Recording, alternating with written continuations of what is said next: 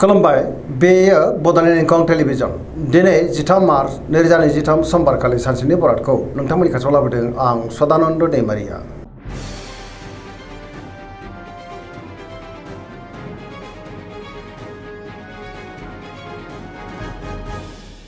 सिगां फरायनो लादों मेष राशि गिबि हांखो अ ल दिनैनि साना जोबोर मोजां गोसोखौ दिनै जोबोर गोजोननाय मोनगोन गोथों आरो गोग्गो साननो रोंगोन गियाननि आंखाल जानाय नङा जेरावबो जाफुंसारगोन सुथुरखौ दिनै गोरलैयैनो फेजेननोबो हागोन बहाबा दावबायनो एबा हान्थिनो खाबु मोननो हागौ आरो मोजाङैनो हान्थिनोबो हागोन मावनो लानाय खामानिखौ थि समावनो आरो गोरलैयैनो मावफुंनोबो हागोन गोसोआ दिनै जोबोर खुसि जागोन देहायाबो दिनै मोजाङैनो थागोन सोरबा लोगोनिफ्राय मोजां खौरां फैनोबो हागौ रांखावरियाव दिनै जोबोर मोजां होनजायो गोबां धोन आरजिनो हागोन आयाबो दिनै बांनो हागौ बेफार फालांगियाव दिनै जोबोर मोजां मुलाम्फा मोनगोन सोरबा लोगोनिफ्राय थोजासे हेफाजाबबो मोननो हागौ गुबुननिफ्राय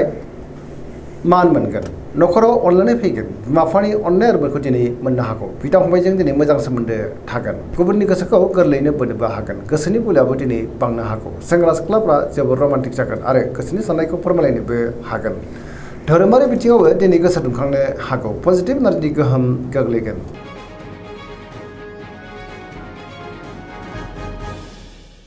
वृष राशि गिबि हांखो इ उ ब दिनैनि साना जोबोर मोजां गोसोखौ दिनै जोबोर गोजोननाय मोनगोन गोसोनि बोलोआबो बांगोन मावनो लानाय खामानिखौ थि समावनो आरो गोरलैयैनो मावफुंनोबो हागोन माबा मोनसे मोजां खौरां फैनोबो हागौ गियाननि आंखाल जानाय नङा समाजाव दिनै गोबां मान मोनगोन रांखावरियाव जोबोर मोजां गोबां धोन आरजिनोबो हागोन बेफार फालांगियाव दिनै जोबोर मोजां मुलाम्फा मोनगोन बहाबा थाङोब्ला दिनै जोबोर मोजां आरो मोजाङैनो हान्थिनोबो हागोन न'खराव बिसि फिसायनि गेजेराव अनलायनाय फैगोन देहाया मोजाङै थागोन सोरबा लोगोनिफ्राय थोजासे हेफाजाब मोननो हागौ जायखि खामानि मावनानै मोनफ्रोमबो खामानिखौनो दिनै गोरलैयैनो मावफुंलांनो हागोन सिगांनि बयबा आद्रा खामानिखौबो दिनै मावफुंनो हागोन गोसोनि साननायफ्रा मोगथाङाव जाफुंनो हागौ पजिटिभ एनार्जिनि गोहोम गोग्लैगोन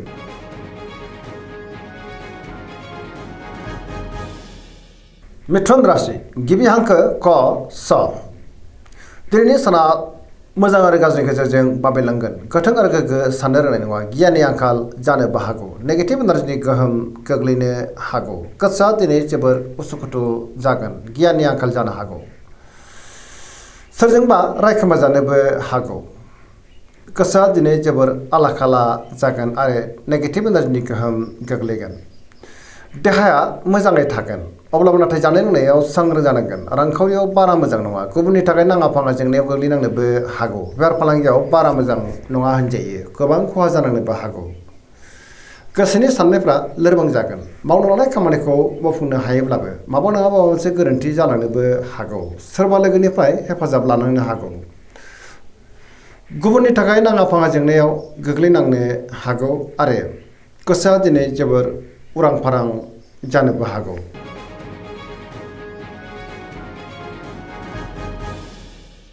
कर्कट राशि गिबि हांखो ड ह दिनैनि साना मोजां आरो गाज्रिनि गेजेरजों बाबेनलांगोन गोसोआ दिनै जोबोर गुलाय गुजाय जानो हागौ गुबुननि थाखाय नाङा फाङा जेंनायाव गोग्लैनांनोबो हागौ बहाबा हान्थियोब्ला दिनै लामा सामायाव सांग्रां जानांगोन सोरबा लोगोजों रायखोमा जानोबो हागौ नेगेटिभ एनार्जिनि गोहोम गोग्लैगोन आरो नेगेटिभ साननायबो फैनो हागौ मावनो लानाय खामानिखौ मावफुंनो हागोन रांखावरियाव मोजां बेफार फालांगियावबो मोजां होनजायो न'खराव दिनै अनलायनाय फैगोन समाजावबो मान मोननो हागौ देहाया मोजाङै थागोन अब्लाबो नाथाय जानाय लोंनायाव सांग्रां जानांगोन न'खराव बिसि फिसायनि गेजेराव अनलायनाय फैगोन बिदा फंबायजों दिनै मोजां सोमोन्दो थागोन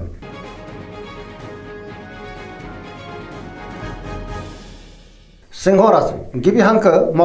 ट दिनैनि साना जोबोर मोजां गोसोआव पजिटिभ साननाय फैगोन गोथों आरो गोग्गो साननो रोंगोन गियाननि आंखाल जानाय नङा मावनो लानाय खामानिखौ थि समावनो आरो गोरलैयैनो मावफुंनोबो हागोन सिगांनि बयबा आद्रा खामानिखौबो दिनै मावफुंनो हागोन रांखावरियाव दिनै जोबोर मोजां अदेबानि खरसायाबो बांनो हागौ मोननो गोनांथारखौबो मोननोबो हागौ बेफार फालांगियाव मोजां होनजायो गोसोनि साननायफ्रा दिनै मोगथाङाव जाफुंनोबो हागौ गुबुननि थाखाय गोबां मोजां खामानि मावनानै होनोबो हागोन न'खराव बिसि फिसायनि गेजेराव अनलायनाय फैगोन समाजाव बयजोंबो मान होजागोन देहाया मोजाङै थागोन बयजोंबो अनजागोन आरो अनसायजागोन सोरबा लोगोनिफ्राय मोजां खौरां मोननोबो हागौ लाइमोनफ्रा दिनै जोबोर रमान्टिक जागोन आरो गोसोनि साननायखौ फोरमायलायनोबो हागोन पजिटिभ एनार्जिनि गोहोम गोग्लैगोन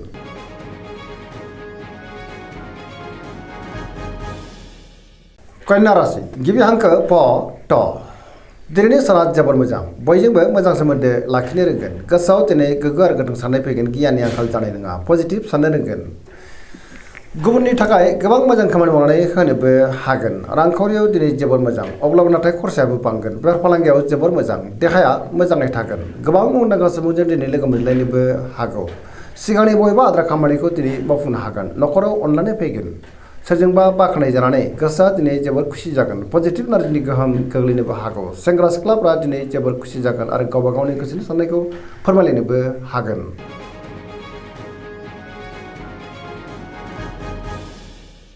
तुला राशि गिबि हांखो र ट दिनैनि साना मोजां आरो गाज्रिनि गेजेरजों बाबेलांगोन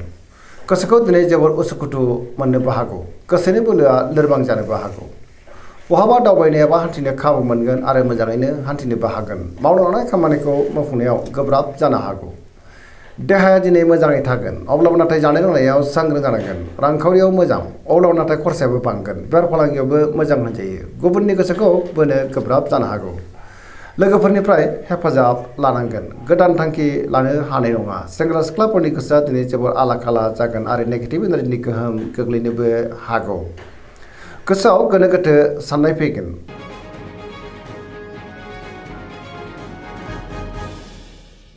वृश्चिक राशि गिबि हांखो न स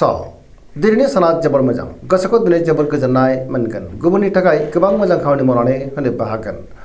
गोसोआ दिनै जोबोर खुसि जागोन पजिटिभ एनार्जिनि गोहोम गोग्लैगोन बहाबा दावबायनो एबा हान्थिनो खाबु मोनगोन आरो मोजाङैनो हान्थिनोबो हागोन मावनो लानाय खामानिखौ थि समावनो आरो गोरलैयैनो मावफुंनोबो हागोन सिगांनि बबेबा आद्रा खामानियाबो दिनै मावफुंजानो हागौ गुबुन लोगोनिफ्राय मोजां खौरां फैनोबो हागौ गोसोनि साननायफ्रा दिनै मोगथाङाव जाफुंगोन गोसोनि बोलोआबो बांगोन समाजाव बयजोंबो मान होजागोन न'खराव दिनै अननानै फैगोन गोबां खामानियाव दिनै मुखुबबो थागोन सोरजोंबा बाख्नाय जानो हागौ रांखावरियाव मोजां बेफार फालांगियावबो मोजां होनजायो देहायाबो दिनै मोजाङैनो थागोन फरायसाफ्रा दिनै फरायनायाव गोसो दुंखांगोन आरो मोजां फिथाइ मोनगोन सेंग्रा सिख्लाफ्रा जोबोर खुसि जागोन आरो गोसोनि साननायखौ फोरमायलायनोबो हागोन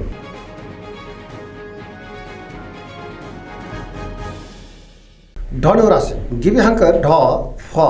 भ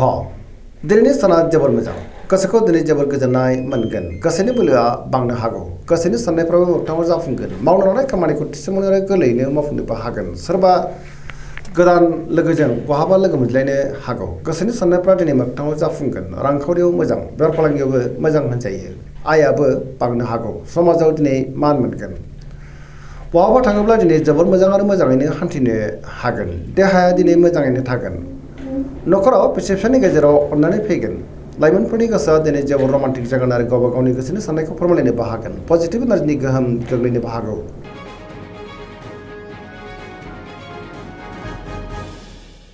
मकर राशि गिबि हांखो ख ज दिनैनि साना जोबोर मोजां गोसोनि साननाया मोगथाङाव जाफुंनोबो हागौ मावनो लानाय खामानिखौ थि समावनो आरो गोरलैयैनो मावफुंनोबो हागोन रांखावरियाव मोजां अब्लाबो नाथाय खरसायाबो बांनो हागौ बेफार फालांगियाव मोजां होनजायो गुबुनजों दिनै मोजां सोमोन्दो लाखिनोबो रोंगोन गोदान खामानियाव आखाइ होजेननो हागोन न'खराव दिनै बिसि फिसायनि गेजेराव अननानै फैगोन बिदा फंबायनिफ्राय थोजासे हेफाजाब मोननो हागौ सेंग्रा सिख्लाफ्रा दिनै जोबोर रमान्टिक जागोन आरो गावबा गावनि गोसोनि साननायखौ फोरमायलायनोबो हागोन धोरोमारि बिथिङावबो दिनै गोसो दुंखांनो हागौ पजिटिभ एनार्जिनि गोहोम गोग्लैगोन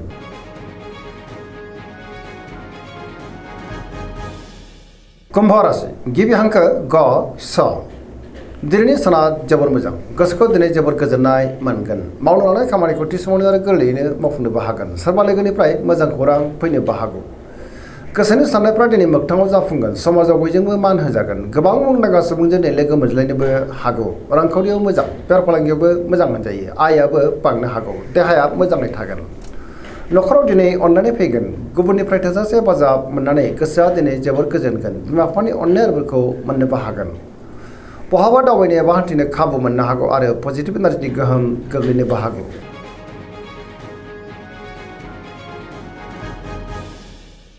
मीन राशि गिबि हांखो ड स दिनैनि साना जोबोर मोजां गुबुननि थाखाय गोबां मोजां खामानि मावनानै होनोबो हागोन गोसोआव दिनै पजिटिभ साननाय फैगोन गोथों आरो गोग्गो साननो रोंगोन गियाननि आंखाल जानाय नङा गावनि गोसोनि साननायखौ गुबुननो फोरमायनोबो हागोन देहाया दिनै मोजाङै थागोन रांखावरियाव मोजां बेफार फालांगियावबो मोजां होनजायो न'खराव बिसि फिसानि गेजेराव अननानै फैगोन सोरजोंबा बाख्नाय जानानै गोसोआ दिनै जोबोद खुसि जागोन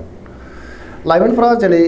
जोबोर रमान्टिक जागोन आरो गोसोनि साननायखौ फोरमायलायनोबो हागोन फरायसाफ्रा फरायनायाव गोसो दुंखांगोन पजिटिभ एनार्जिनि गोहोम गोग्लैगोन सरासनस्रायै दिनै जोबोर मोजां आरो मोजाङैनो बारग'लांगोन दिनैनि राशि फरायनाय एसेनोसै जोबनायाव बेखौनो खावलायो जाहाथे नोंथांमोना सानफ्रामबो जोंनि बे बड'लेण्ड इंखं टेलिभिजनखौ नायबाय थायो आरो साबस्क्राइब खालामो लोगोसे लाइक खालामो आरो शेयार खालामो एसेनोसै गोजोन्थों।